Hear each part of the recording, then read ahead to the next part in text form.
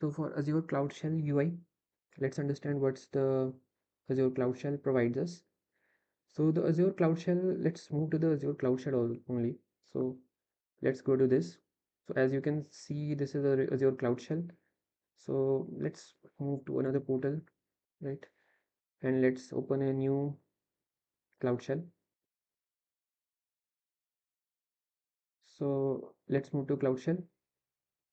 So here you can access the Cloud Shell, Azure Cloud Shell. So here you have the options to switch to Bash, switch to if you want to switch to Bash, you can switch to Bash, or you can use the PowerShell. So you have options to work with PowerShell or Bash.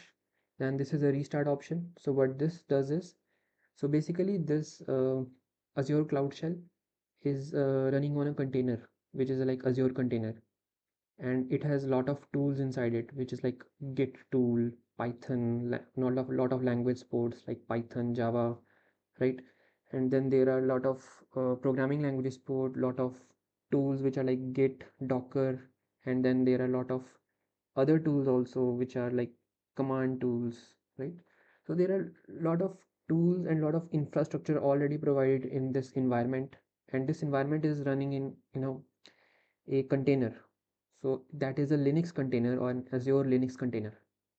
So when I click on restart, then it will basically restart the whole container. It will just will delete this session and it will spin up the new container. So that is what we mean by restarting. So in manage files, you can upload files or download files, right? We will understand about this also. In new session, basically you're not creating a new container, you're just creating a new terminal to operate for that container. So this two are different. Restart means you are creating a new container, whereas new session means that you're not just creating a new container, you are just creating a new terminal which is connected to the same container. So if you have created a file in this session and you created a new session, then that file will be also available in that terminal. But if you click on restart, then that file will be deleted because the changes are ephemeral, so that means temporary. So this is the editor option, so you can use editor also. So it has also built in a lot of editors like Vim also, but it has this editor also which is more user friendly. So you can use this editor in classic version for right now. Classic version is the previous version of this Azure Cloud Shell, right? And then there is web preview. So in web preview you can basically open a pot and basically you understand, like when you are developing an application, you basically run your application on a local host and give a port number, right? So you can, and then you go to this some URL in that port, and then you preview the web application. So you can also do that here also. You can just open some ports and do your thing, and you can also browse those ports, right? Like using a web application. This is the help section, and in the settings you have a lot of settings. So now we have gone through this. Now let's go through this. So in the Azure Cloud Shell, we have a lot of pre-installed tools like text editors, source control, container tools, database tools, and command line tools. So this is the link. So if you go to this link, you can see what are the pre-installed tools, productivity tools, text editors, developer tools. There are a lot of tools. Okay. So yeah, we have also integrated editor. So yeah, there is an integrated editor also. So you can edit and create files directly in editor. So we see the integrated editor here. So this is the option. So if we will open this, we can work with editor within the environment. So there are a couple of ways you can open that editor. So you can use refer to this. You can open the editor with code and file name, so that will just open the editor without the file explorer.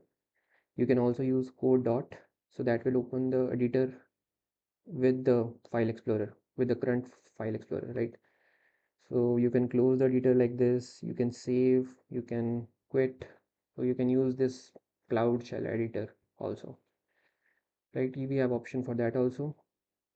You can transfer files, so you can upload from local computer to home directory and also download files. So if you have a file in your Azure Cloud Shell, right, you can basically from here you can upload files and download files. We will understand the persistence also. So this is all about the file transfer. And then in web preview, you can specify an open specified pod in container to preview web applications. So now let's talk about persistence. So initially, when you open this file, right, you will have an option. You will have an option to whether you want to make your cloud shell persistent or not. So what do you mean by persistent? So when you start your cloud shell, you will be prompted to create or attach an existing Azure file share, right? If 5 GB, so what will happen? Let's understand this. So um, we can do this. So how storage is handled in cloud shell? So first of all, you go to this Azure shell file share, right? So you will have home username cloud drive mounted into the file share. So the better way to do this will be to show you this video in which there is an interface. So yeah, so this is from Microsoft Azure.